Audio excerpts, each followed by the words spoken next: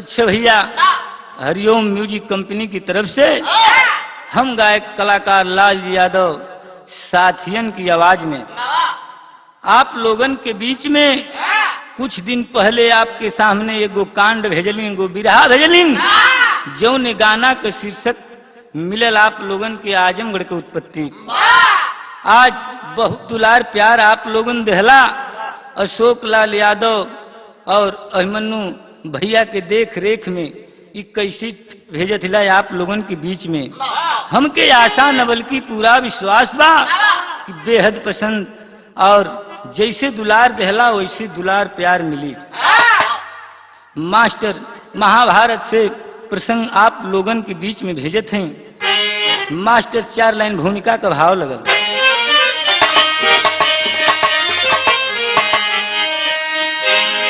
छल किया जब कि कोई कपट दम से अपनी करनी पर आंसू बहाने लगा। गर्व दिल का मिटा सारे अभिमान को, शोक सागर में गोता लगाने लगा। द्रोण गुरु दक्षिणा लेके एकलव्य से पड़ गए भारी संकट में, अब क्या करूं मुक्ति बतलाइए राजा विदुर से कहे। मुक्ति से अपना निस्तार कैसे भरूं।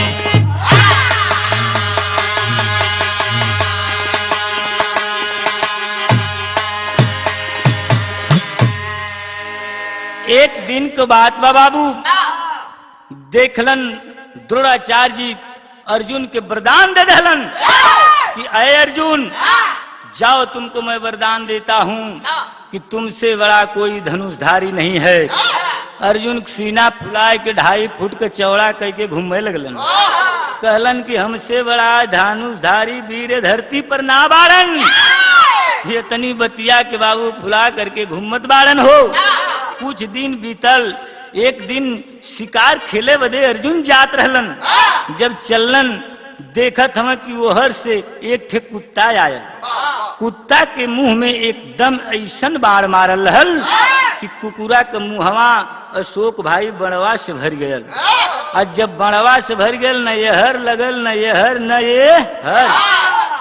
देखलन अर्जुन संकट में पड़ गईलन। कहलन रे बाप ई कवन धनुषधारी ऐसे विद्या बाण चलौलस कि कुकुरा के हर ओहर बड़वा ना लगल, एकदम मुहवे में घेर लहलस। हमहू से लगत बा कोनो बड़ा बाप। ये तनी बतिया के सुन के बाबू उनकर जीवा धक धक करे लगल। जा करके अर्जुन द्रोणाचार्य से सवाल कर दिए कि कहला कि हमसे बड़ा वीर केहू धनुषधारी ना बा। हाई देखाई हो तो कौनो मर्दे न मरले बा। ई का कैले है बाबू। जब द्रोणाचार्य देखलन, कहलन कि रे बाप, आज हम वरदान तो दे दहलिन, लेकिन आज अगर हम ये बात के अगर ना कैलिन तो आज हमरे जेला का कौनो मान मर्यादा ना रह जाई, हमरे बात के कौनो कीमत ना रह जाई। ये तनी बतिया के ये बाबू सुन करके चल रहलन। पता लगावत एकलव्य के पास पहुंचलन। एकलव्य वही जंगलवा में बाबू इनकर मूर्ति बना करके अपन विद्या सीखत रहल। काहे कि छोट जात कर रहल, ऐसे लोगों के हटा दे। आज अपने मन में गुरु मान करके मूर्त बना करके शुरू कर रहलस। और जब शुरू कैल तो पूछलन कि ये बेटा तुहार का नाम बा। कहला हमार नाम तो एकलव्य बा। कहला एकलव्य? कहला हाँ। कहला केकर चेला हवा? कहला द्रोणाचार्य के। कहला ठीक है, जब हमार चेला हवा तो गुरु दक्षिणा देहला?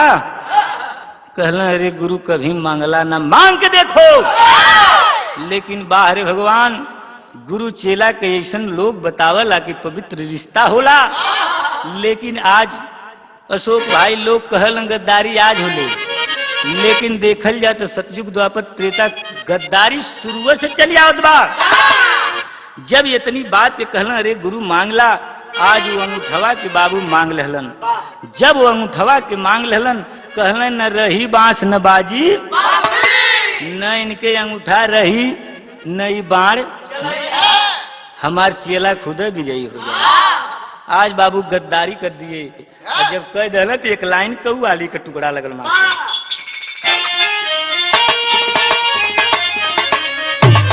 है गजल का लाइन बाप कि अरे बहुत अच्छे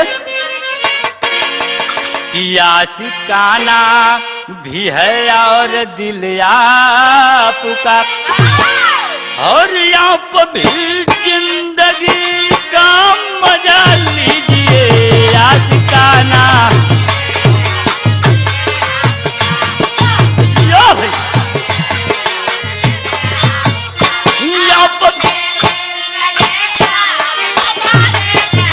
क्या बात है मालिक।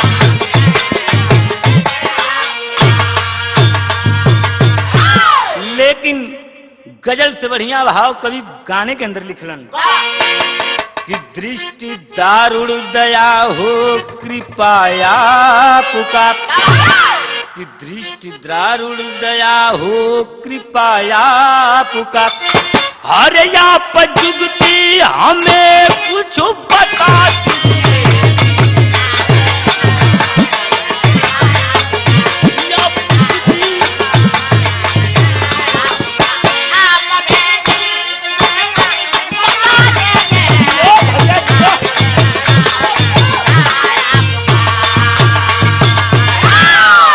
कि मैं कलंकित मेरा हृदय जल रहा, अरे मैं कलंकित यह कहलन लेके जब चलना तो कहत हूँ द्रोणाचार्य कि मैं कलंकित मेरा हृदय जल रहा, अरे आप युक्ति हमें कुछ बता दीजिए।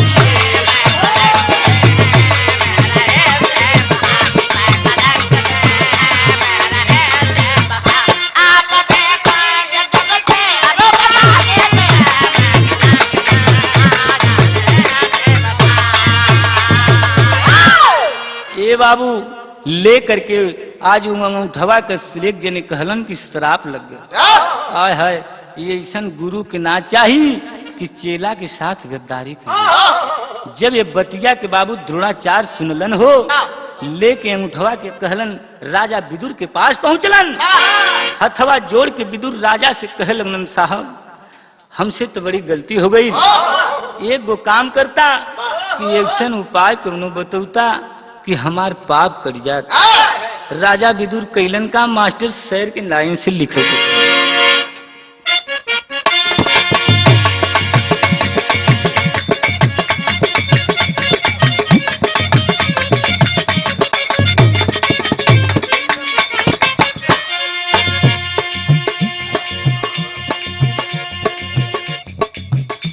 नाम बा का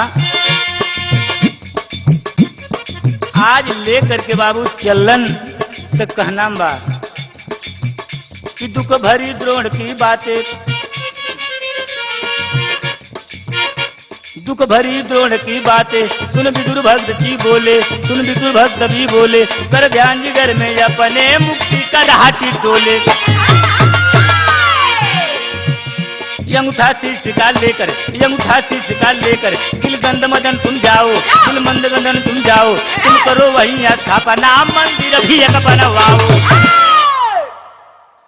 बाबू राजा विदुर सोचे लगलन, कहलन कि ए द्रोणाचार्य अगर ये बात बा तो ये अंगूठवा के लेकर के गिलगंध पर्वत पर जाइए और वहाँ एक के रख के अंगूठवा के एक ठे मंदिर बनवा करके अगर आप पूजा करल जाई तो आपका पाप कट जाई। जब बाबू ले करके आज द्रोणाचार्य वो अंगूठा के ले करके आज गिलगंध पर्वत पर पहुंचलन, और जब पहुंचलन तो भैल का मास्टर एक लाइन गीत लगल, वो है कौनो मेहरारू के मर्द मर्दा आज होके कुछ अशोक भाई लेके गल, आज मेहरुआ बतावत है कि सैया गईलन लेकिन सैया का काम हो गए, जतरा एकदम बढ़िया बनौलन। कैसी कहलस मास्टर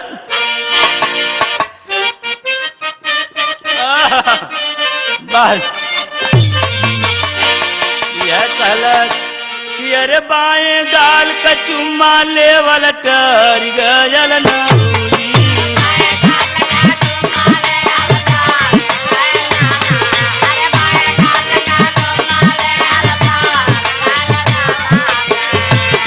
अरे बाएं गाल का चुम्मा लेवल टर गयल गोरिया पाई गई, ए हो पाई गई, हम सिपाही में नौकरिया पाई गई, हम सिपाही ले ले ले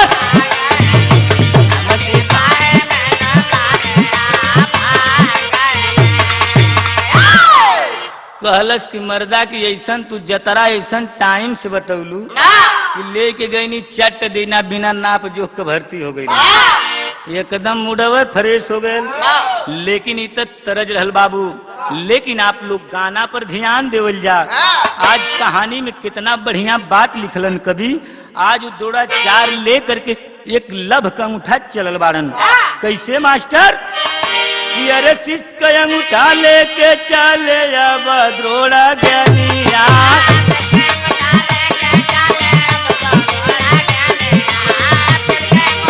मालिक कहिए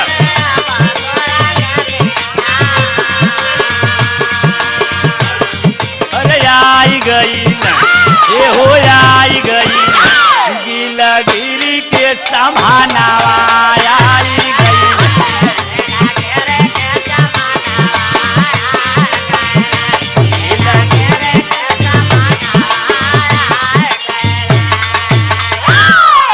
ये बाबू ले करके जब चलन आज वो गिंध पर्वत पर पहुंचलन तो कैलन का कि अरे अंगूठा चढ़ा के एक मंदिर बनवाए, अंगूठा चढ़ा के एक मंदिर बनवाए, अंगूठा चढ़ा के एक मंदिर बनवाए। हाँ पतावा लगाए एक लभ्य जहाँ जाए, पतावा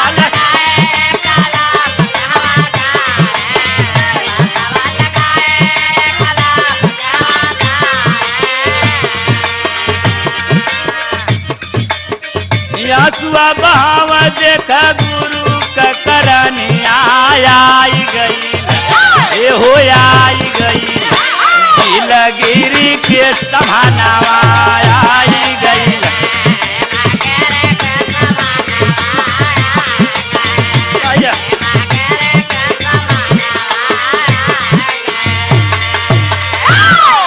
ये बाबू ले करके आज गिलगंध पर्वत पर पहुंचलन हो, अंगूठवा के रख के दौड़ा चार बाबू एगो मंदिर बनौलन। अब बना करके पूजा करे लगलन। और जब पूजा करे लगलन ये हवर आज बाबू एक लभ का चेला जेकर नाम बताया जाता है विमुख। विमुख बाबू एक दिन गुरु के पास आयल और जब गुरु के देखले बा वो समय हाथ जोड़ के कहला, रे गुरुजी ई दशा आपका के कदहलस? कहलन बेटा जायदा अब ये हम का बताएं, जवन हमार नसीब तकदीर रहल तवन कैलस। खबरदार! कहले गुरुजी ऐसी बात मत बोलिए, मैं आपका चेला हूं, मेरा नाम विमुख है। अगर आप बता दीजिए कि ऐसा काम आपको घिनौना आपके साथ कौन हरकत किया। इतनी बतिया कि बाबू जब तैस में आ गया तो आज बतौलन। और जब बतौलन कि ऐसन बात कैलन दौड़ा चार आज अपने अर्जुन के वरदान दे दहलन कि तुहसे बड़ा केहू धनुषधारी ये धरती पर ना होई। कहलन अच्छा, कहलन लेकिन बेटा का करी हम उनसे ज्यादा निकल गए। गुरु गुरुए रह गईलन, चेला शक्कर हो गईलन। कहल जाला जब कहलन तो हमरे साथे बाबू पचंद रहलन। आज अपने चेला का मान अर्जुन को बचावे खातिर आज हमार ऐसन कह दहलन, हमसे गुरु दक्षिणा में मांग लेलन। लेकिन रे बेटा हमारा फर्ज है, गुरु राह बताता है, गुरु का हर कहना मानना हमारा फर्ज है। गुरु भगवान से बड़ा हमें शोक भाई। लेकिन जब इतनी बात सुन के कैलन आज बाबू कुछ समय कुछ दिन बीतल, एगो बात भइल। कौन बात मास्टर? अरे चेला विमुख से सारा भेदावा बतावला,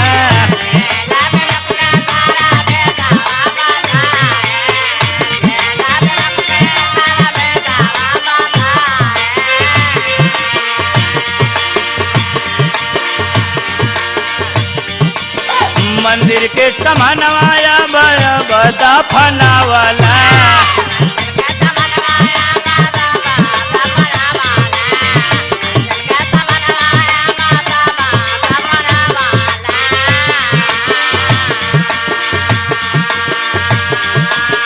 हंसा पर आइल देखा छोड़ के बदानी आई गई, ए हो आई गई, गीलागिरी के समानावा आई गई।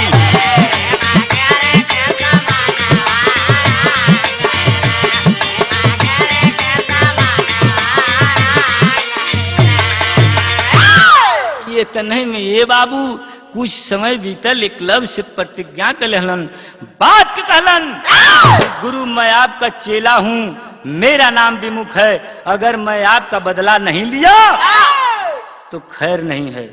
ये तनी बात के सुन के बाबू चलन हो। यही बीच में एक दिन घटना घटल। आज एक संग घटना घटल मास्टर विदेशिया के लाइन में लिखे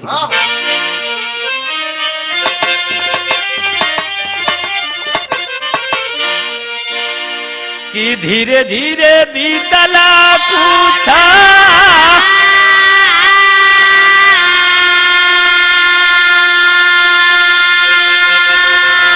ये बाबू दिनाया समैया हो,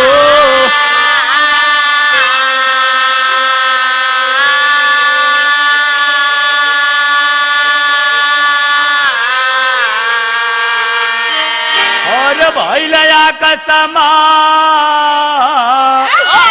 एकलव्य के मारना,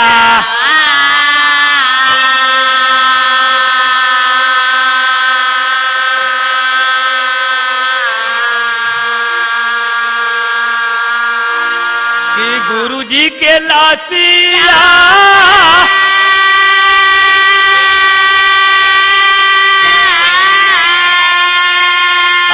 उठा के चाल संघावा हो,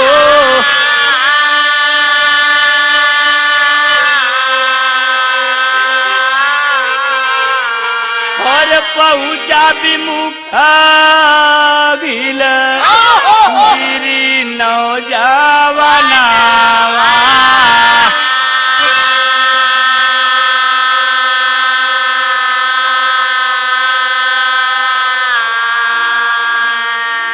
मंदिर के सामानावा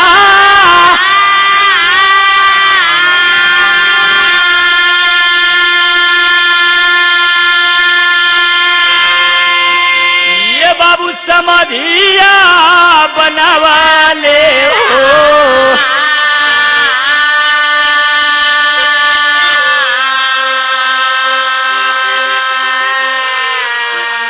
और फिर ना लौटा घरे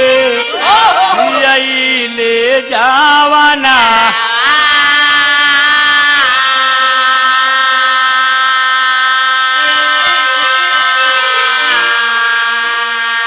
कि मिल जई है द्रोड़ा पापी,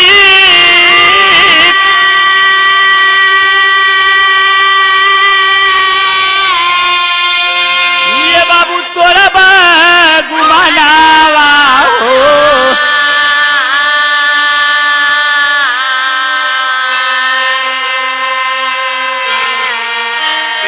और आखिर एक दिन होई गईल, ये बाबू द्रोड़ा से मिलना,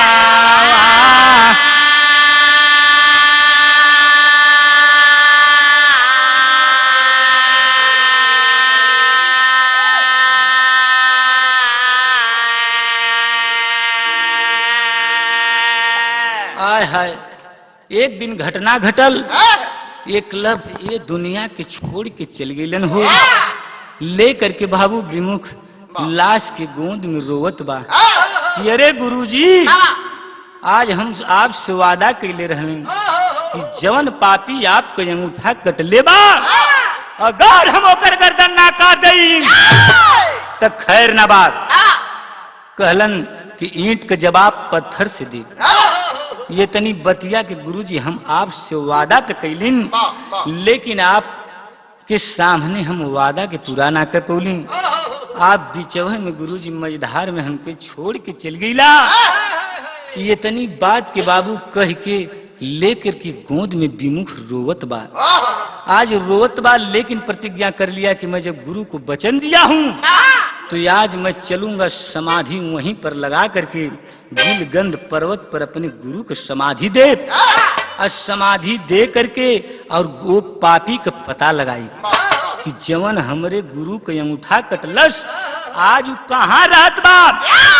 अब पता लगा करके आज अपने गुरु को बदला ले, अंगूठा कट ले बा, हम ओकर गर्दन काट के चढ़ाए। जब इतनी बात के बाबू सुनलस, चलल बा एक लाइन गीत लगल मास्टर।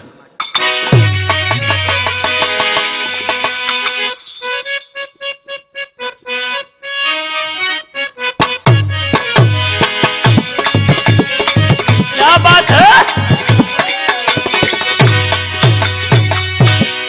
वह गीत बा जितेंद्र भाई, कौनो मेहरारू बतावत है अपने मर्दे को परेशानी कि हमार मर्द का करला, तनी से एकदम धोबी हुआ लचका में रहे कि अरे सैया बिछावेला गोनारिया हो, गोनारिया हो दिन दोपहरिया।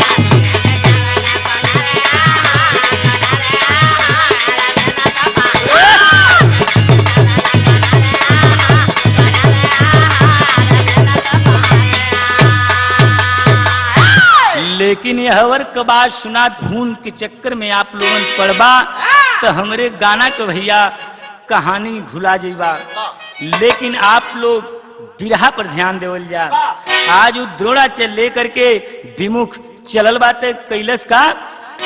अरे देखा द्रोणाचार्य पूछला खबरिया हो, खबरिया हो बलकरिया का नामावा।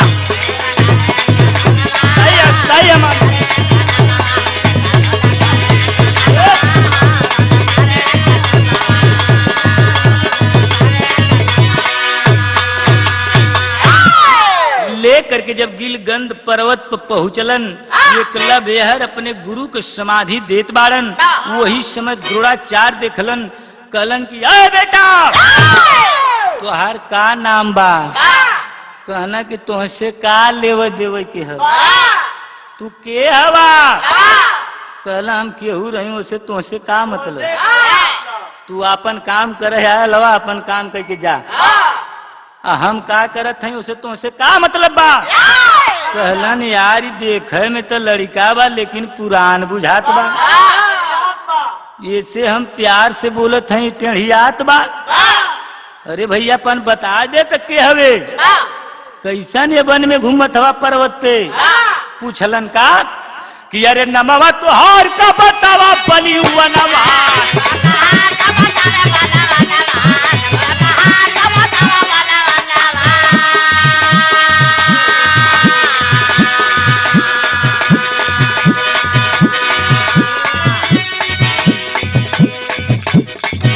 अरे करेला या पार तब मंदिर का समानावा। क्या बात है?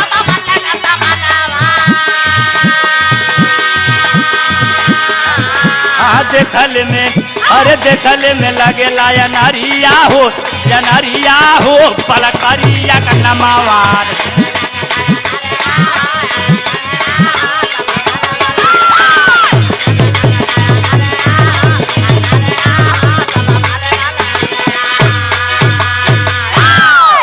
कहलन कि ए बेटा तू यहाँ का करे अलावा शिकार करे कि कुछ का तलाश करत बड़ा। लेकिन लड़का तैस में हो गया, कहला है बुढ़े बार बार कहत है हमार मिजाज ठीक ना बा, तनी होश में रहा, अपन काम करा, हमके परेशान मत करा।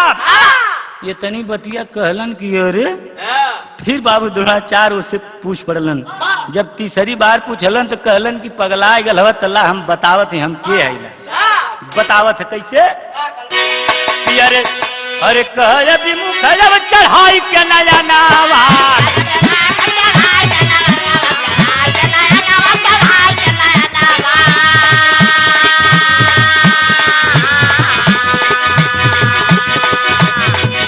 अरे पापी थोड़ा चार मोरे गुरु का तुम मनावा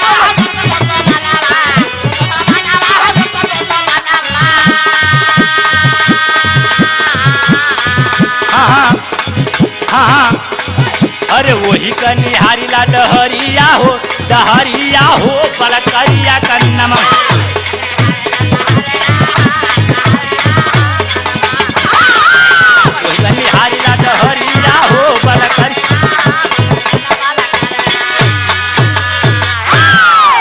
कहलन कि अगर आप पूछल चाहत होइला तल्ला हम बता देते हैं। कहलन कि हम एकलव्य का चेला हमार नाम विमुख बा हमरे गुरु का गुरु रहलन द्रोणाचार्य हमरे गुरु के अंगूठा उ गुरु दक्षिणा में काट लेहलन धोखा कैलन गुरु का काम इना है कि चेला के साथ गद्दारी करना लेकिन कर दिए आज मैंने वादा किया है अपने गुरु के यही बगलिए में समाधि दहलीन आज गुरु से वादा कैलन लेकिन गुरु हमके मझधार में छोड़ के चल गईलन हो लेकिन आज गुरु का लाश से ही जन गिलगंध पर्वत पर रख करके ये बाबू हम पूजा करत हैं साथ में आज वो पापी द्रोणाचार्य का इंतजार करत हैं कि जब वो मिल जाए हमारे सामने तो हम दिखाई दे कि वो कितना पानी में बाप अगर वो पर गर्दन ना कटली तो जमन न तमन तैस में बाहर चेला एक वो चेला रहा आजकल का अशोक भाई का बताओ लेकर के जब चलल बा विमुख तो एगो गीत लगल मास्टर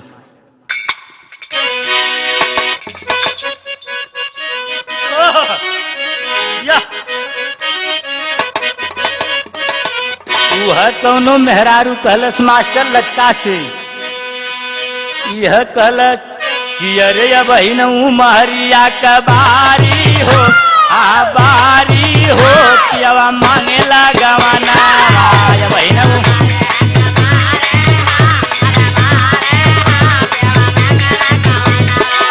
बहिन महरिया कबार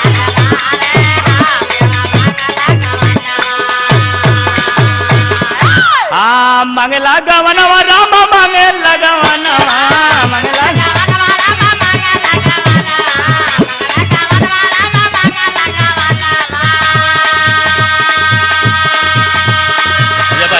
महरिया कर जब महरिया का बारी हो पियावा मांगेला गवना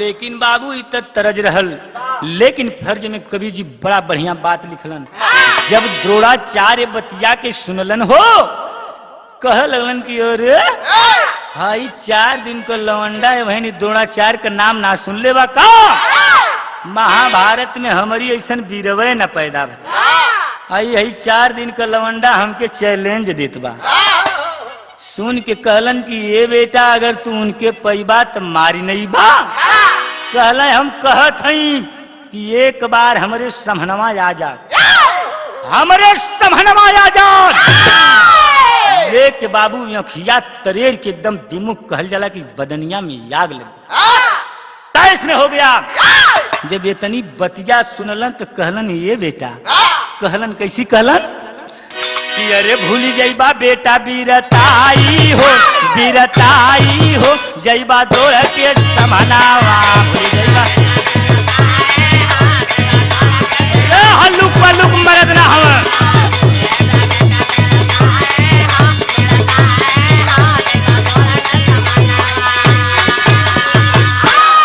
कहला तू हल्के में मतला कि समझत हवा कौनो मामूली द्रोणाचार्य बाड़न जब परबान कि जब पड़बा समने तो पानी आ जाई। जब ये तनी बात के बाबू सुनलन तो कहलन रे बतावत हई तो हंसे बार बार कहत हई अगर ओकर पता जानत हवा तो एक बार बता दा। कहला रे कि मानत ना हो लगत है कि बतावे कि पड़ी बड़ा मिजाज में बा पूरा रंग पानी बनौले हो।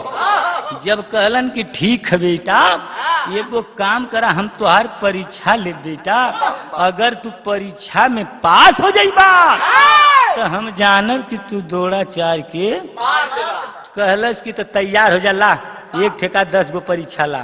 कैसी कहलन मास्टर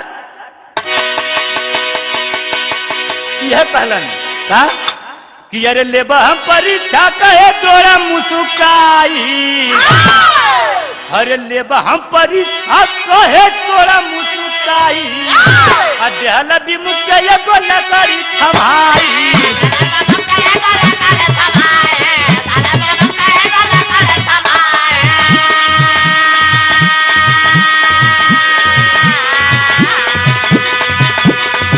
हाँ देवा अरे देवा तव खंडाया लगाई हो जैबा तोरा के समाना।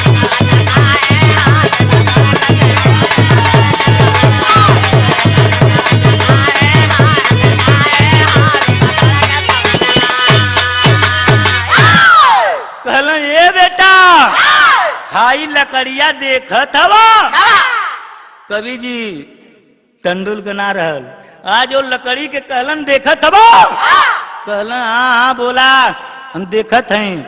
आज कहलन यही लकड़िया के बेटा एक बाण मारा और 100 खंड हो जा अगर हो जाई तो हम समझ जाई कि द्रोणाचार्य के तू मार देबा। जब इतनी बात के बाबू सुनलन तो कैलन का गीत लगल मास्टर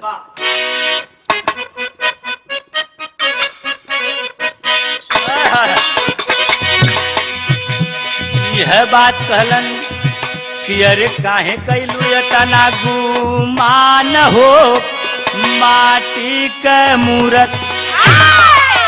लेकिन आज जब बाबू लकड़ी के दे दहलन वो बाण के चढ़ा करके वो लकड़ी के आसमान में फेंक के विमुख कैलन का कि अरे बनवा चढ़ावे बलिवान हो धनु ही के ऊपर आज बाबू लकड़िया के फेंक के धनुषिया पर चढ़ा करके वार करे बदे चल दहलन तो कैलन का कि अरे लकड़ी उड़ाए बार मारा है विमुखा हो।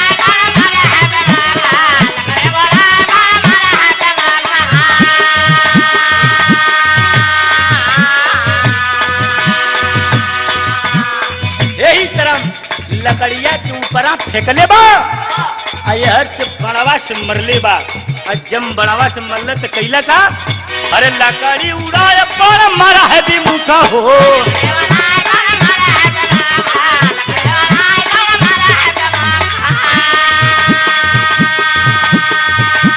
अरे खंडा खंडा लकड़ी भाई न कवट तू कहो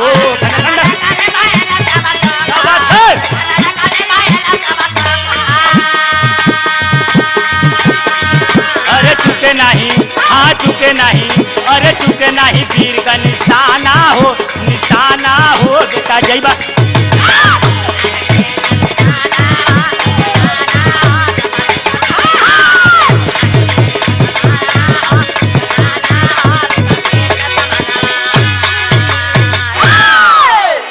जब ये तनी बात के बाबू देखलन फेंक करके मरल 100 टुकड़ा खंड हो गई।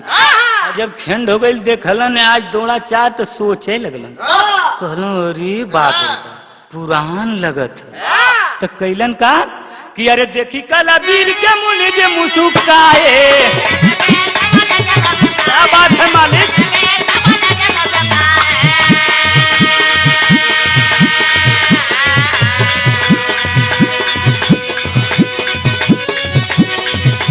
आज वो लकड़ी के कहलन की है और मार जानी गिनला एकदम पूरा 100 टुकड़ा बा न 99 न 101 मुनि जी देखलन कहलन ये मर्दवा ये तना टुकड़ा छिटायल तो पूरा हो कहला गिनला तुहके पता लग जाई का कैलन मुनि कि अरे देखी कला वीर के मुनि जे मुचुकाए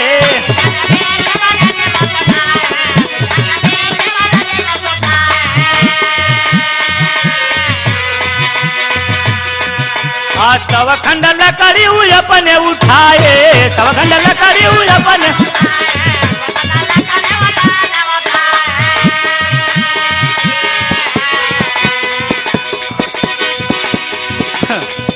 जब इतनी बतिया के जोड़ा चार देखलन कहला ओहो यह इतना बेटा एक थे आओ लेवका कैलन कि अरे दूसरी परीक्षा लेबर जवानवा हो हाई धनु ही के ऊपर आप कहला ये बेटा ये तना ना एक थे बेटा और परीक्षा ले अगर तू में सफल हो जाइबा तो हमके आशा न बल्कि पूरा विश्वास बा ये बेटा तू जरूर दौड़ा चार के मार देबा कहलन कि हम कहत है ना कि एक ठेका तू 100 ठे परीक्षा लेला लेकिन गर्दन काटत तो काटब कहना मर्दवा तो बड़ा परेशान कर दहलस कैलन का मास्टर विरहा शैली में लिखे के पड़ल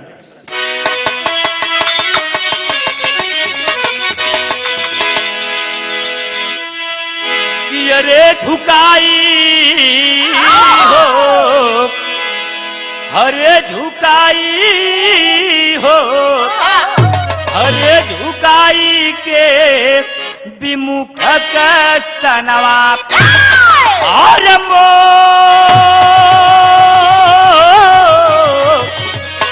हरे झुकाई के विमुख सनवा बच्चे ने लगा परीक्षा पाल कला अरे मुस्काई अरे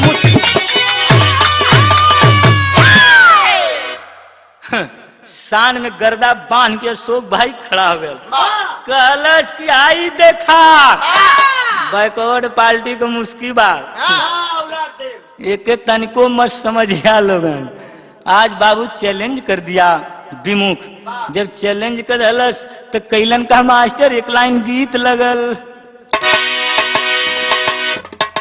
वह कौनो मेहरारू अपन बतावत छिय का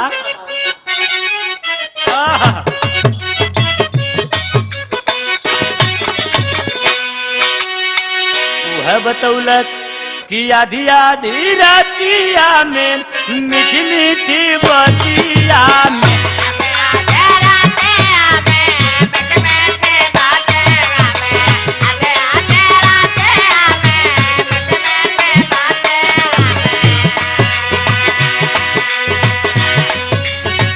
आधी आधी रातिया में मीठी मीठी बतिया में सुतले में हो जाला भी हाँ ये राजा सुतले में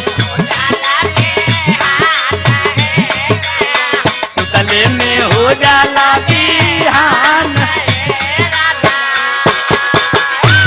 लेकिन बाबू तरस से बढ़िया कवि जी फर्ज में लिखलन आज बिरहा देखा कितनी बात बा आज उ चलल बारन विमुख परीक्षा दूसरी लेवे बदे चल रहलन कैसे मास्टर अरे दूसरी परीक्षा देने चले द्रोड़ जमिया हो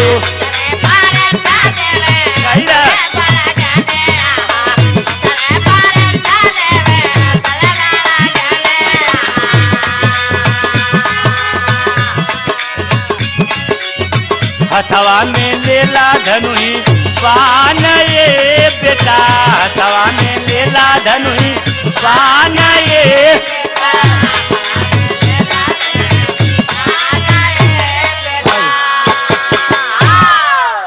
आज इतनी बात के बाबू सुन करके कहलन कि अरे बेटा इतना ही नहीं रे बेटा एक काम करा हाथ में धनुष और बाण लेला ये बेटा और दूसरी परीक्षा देवे बदे तैयार हो जा कहलन सुनावा कहलन कि ये पेड़ का पत्ता है बेटा ये कहीं बाण चलाओ और अर्ध चंद्रकार का पतैया कट जाए के चाहिए कोई कहलन ठीक है, एक गोपतैया बाबू तोड़ के अपने पैरवा के नीचवा दबा लेहलन। और जब पैरवा के नीचवा दबाउलन तो उस समय वो विद्यावान अपन लगा के बाबू बाढ़ के मरले बा।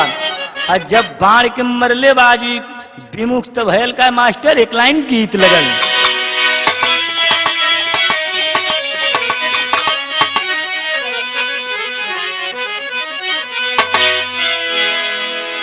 वह गीत बाप कौनो ननद भौजाई से कहलस जितेंद्र भाई, जनबर कराला कि गौनो ननद के दुख होला तो भौजाइये से कहले, भौजाई के दुख होला तो ननद से कहले, दोनों अपन ही में बात समझ लेली। तो वो आज ननद भौजाई से कहलस, का कहलस? ओह यह कहलस कि अरे कही दा भौजी भैया जी से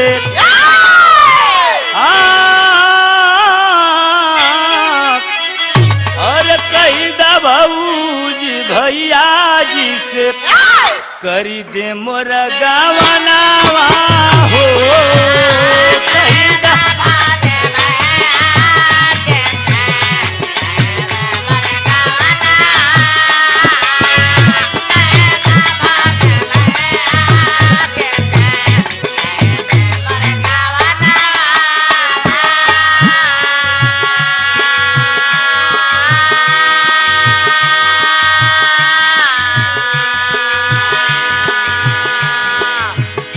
कही दा भौजी भैया जी से करी दे मोर गवनावा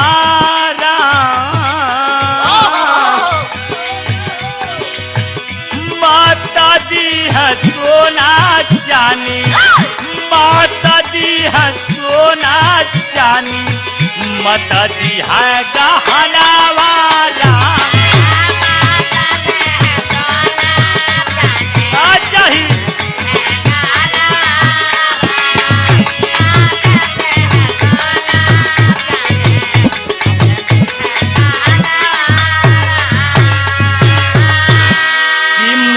दिया सोनौर जानी और मत दिया गहनावारा, हर दुई गो चिजुइया दी है, दुई गो चिजुइया दी है, चौका और बेलनावारा।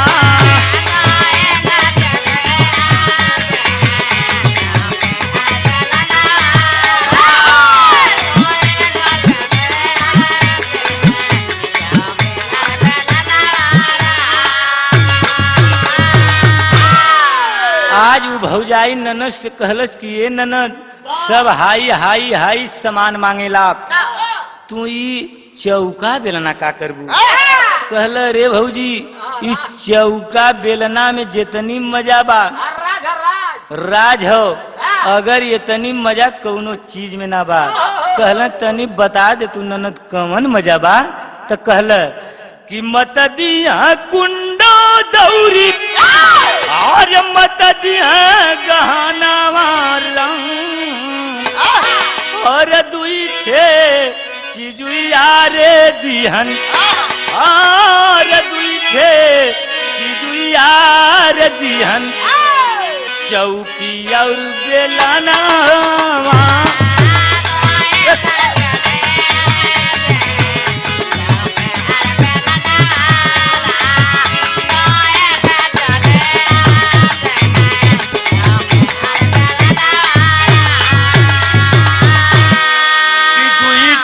चिजुइया दिहन और चौकी और बेलनुआ राम, अरे लोइया काटत गाल रहिली, लोइया काटत गाल रहिली, बेलन कैसो बनावा राम।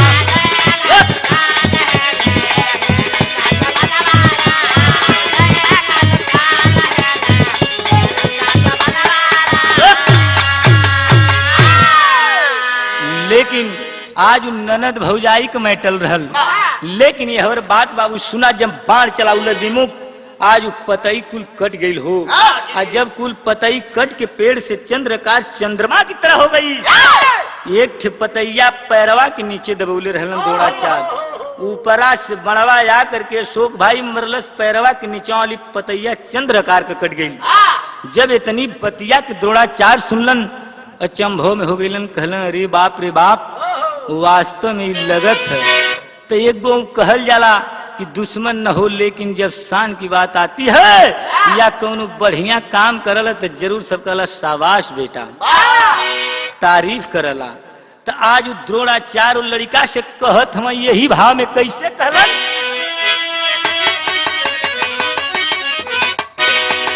कि अरे शाबाश बेटा द्रोणा ज्ञानी,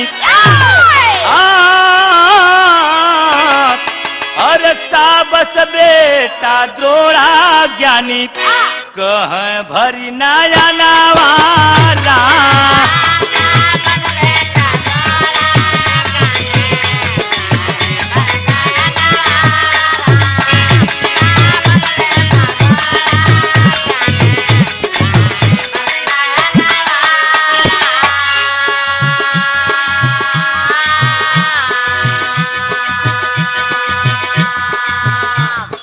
शाबाश बेटा द्रोणा ज्ञानी, और कहे भरी नया नवाला।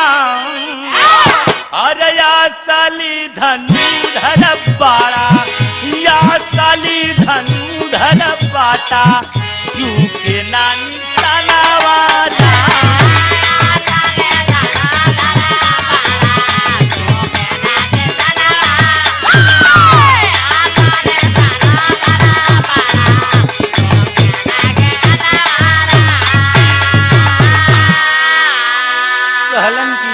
शाबाश बेटा, तू आज वास्तव में बेटा वीर हवा। लेकिन एगो बात हंस के कहलन का, कि अरे जकरा के ज्वाले बीतल और रात और दिनवा, अरे ठाढ़बा समनवा तुहरे, ठाढ़बा समनवा तुहरे, तुहरो दूधू मनवाला।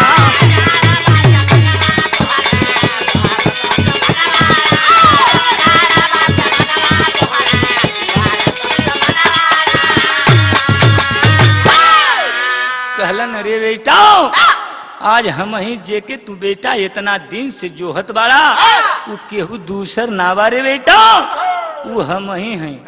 हंसे लगल आज बाबू विमुख, कह लगल कि अच्छा तू ही हवा, भेटा गिला। ये मर्दे हम बड़ा दिन से जोहत रहले, लेकिन कैलन का लाइन पहपट में लिखे के पड़ल मास्टर।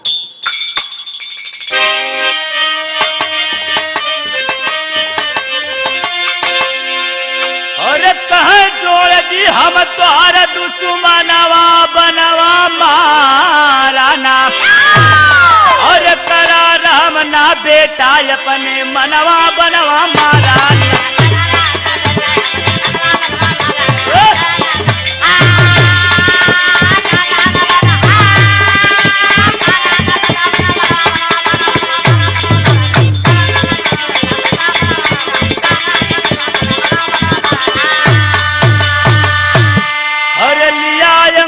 गुरु का तेरे, हर मैं कपटी अन्यायी हो, हर बसा पाप मेरे दिल अंदर, हर छोटी जात बनाई हो, और लेके बदला पूरा करा यार मनवा बनवा माराना।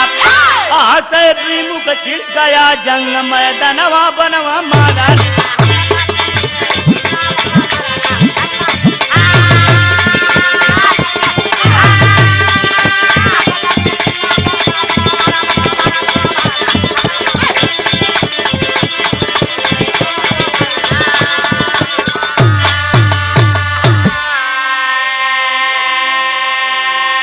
आज बाबू द्रोणाचार्य यही कहलन कि अरे बेटा विमुख, आज मैं वही पापी हूँ रे बेटा, जो आपके गुरु एकलव्य का अंगूठा मैंने मांग लिया। गुरु दक्षिणा में मैं बहुत बड़ा पापी हूँ रे बेटा, आज मैं क्षमा करने लायक नहीं हूँ। तू बेटा धनुष बाण उठा धनुष बाण उठाओ रे बेटा और मेरा वध कर दे रे बेटा। इतनी बात की जब विमुख सुनलन कहलन कि अरे खबरदार, ऐसी मैं नहीं लड़ाई करता, मर्द हवा तो मैदान में आवा और वार करा, आमने सामने की लड़ाई होगी। जब इतनी बात कहलन मास्टर आल्हा में लिखे के पड़े।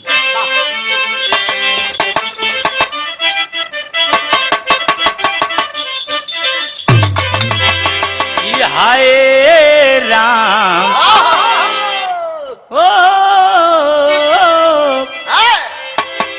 अरे तना सुनत भी अरे विमुख नव जवनवा भैया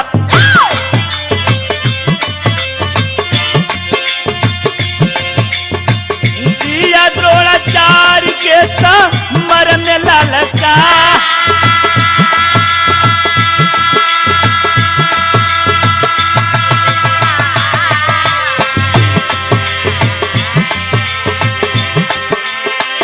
सन सन बनावा चलावरा नवा मेरे बाबू कट के गिराया पात प्रीत के अका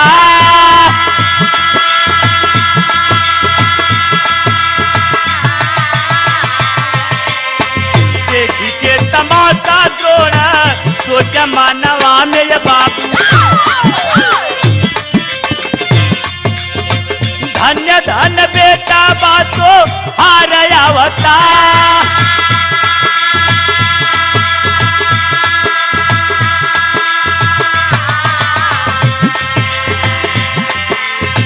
या नहाद बनावा से बेधल बदनिया ये बाबू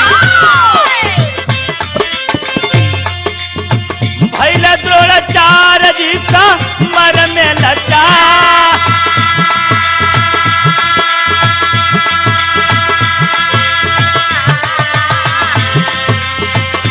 मुठा के बदले हम काटब गादा तानवा ये बाबू लेके हथवा में चलो नंगी चलवा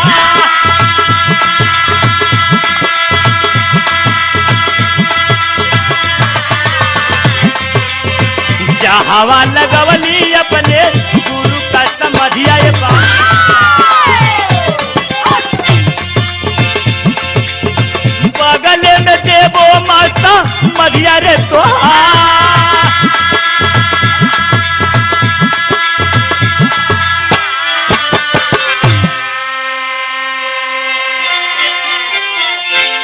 बाबूजी बताया जाता है कि इतना बाण दोनों ओर से चला कि कौनो जवाब ना।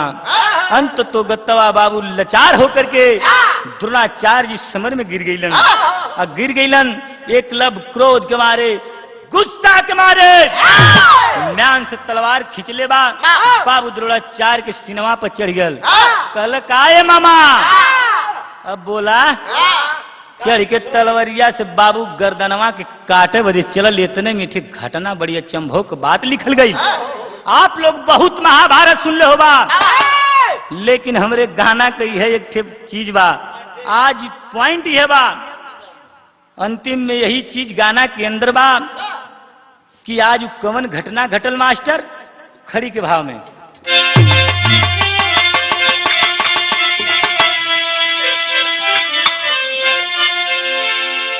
जौने समय बाबू ये विमुख काटे बदे गर्दन द्रोणाचार्य के चढ़ल वही समय घटना घटल का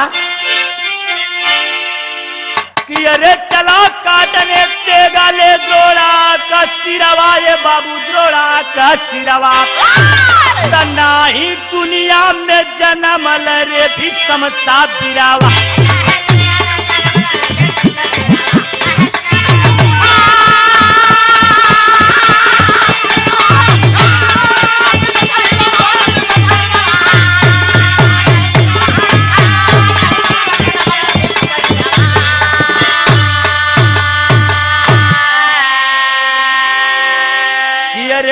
प्रकट एकलव्य अरे करो न बेटा हिंसा हो अरे तड़प मरेंगे मेरे के सामने मृत्यु सत्य एवं मिथ्या हो। आज बाबू जो ही गर्दन के काटे बजे चलवा वही समय प्रमाण मिलला कि एकलव्य ये दुनिया के छोड़ के चल गए ललन। लेकिन ये बाबू जब प्रमाण मिलला कि आज विमुख द्रोणाचार्य का गर्दन काटे बजे चल गिलगंध पर्वत पे, वही समय समाधि से एकलव्य बाहर होकर आत्मा आ गई। कल रे बेटा अगर तय ऐसा काम कर देबे तो हमार नाक हमार मान मर्यादा खत्म हो जाएगा। विमुख देखल अबाक हो गया तो कैलस का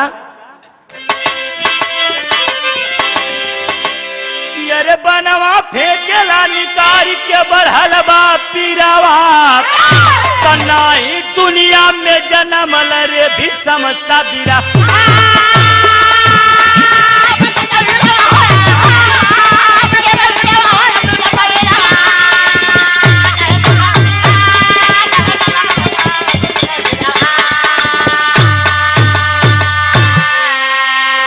अरे बाण निकाला गुरु के तन से धरती पर बैठाया हो। कहे धन्य एकलव्य वीर तुझको मौत न पाया हो। अरे रोशन कैला अपन नमवा जहां में ही जवाब नहीं दुनिया में जन्म रे भी समझता बीरा।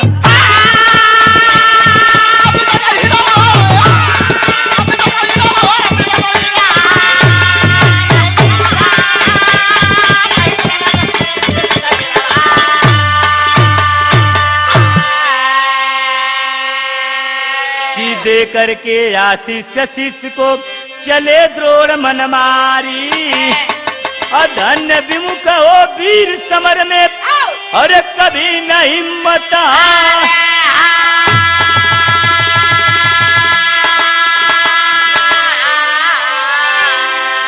हलकल ममता कस्तगरवा बहाव नीरवा तनाई दुनिया में जन्म रे भी समझता।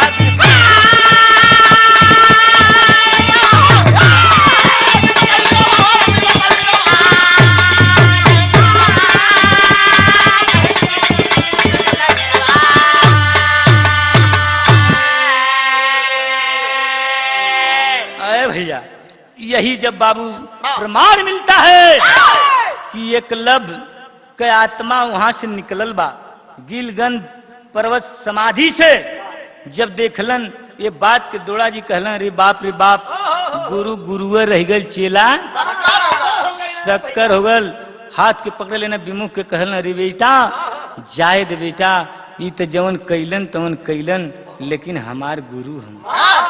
जब बाण इतनी मरले रहे बाबू प्रमाण मिलेला कि पूरा बदनवा द्रोणाचार्य का छेदाई गया। एकलव्य निकाल के बाण के गुरु की इज्जत करके बाबू बैठौलस। जब बैठौलस द्रोणाचार्य आशीर्वाद धन कहना रे बेटा वाकई में एकलव्य तेरे जैसा कोई इस धरती पर नहीं पैदा हुआ। वाकई में तू शिष्य लायक है। यहीं से आशीर्वाद दे करके एठे शिष्यों में एठे शिष्य का स्थान हो गया। आज जब ये बात की सुनलन वही जैसे हमारे गाना कहानी समाप्त बा बाबू।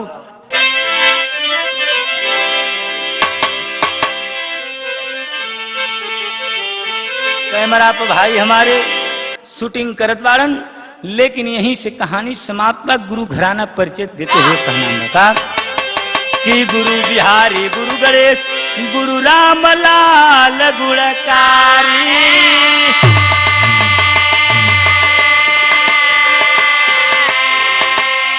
और विमल चंद्रिका राम देव और बेचनक महिमान्य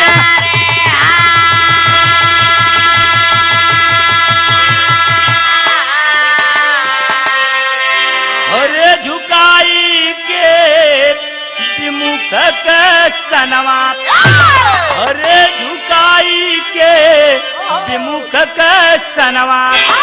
लाल जी शंभुलाल कविता का हर साई।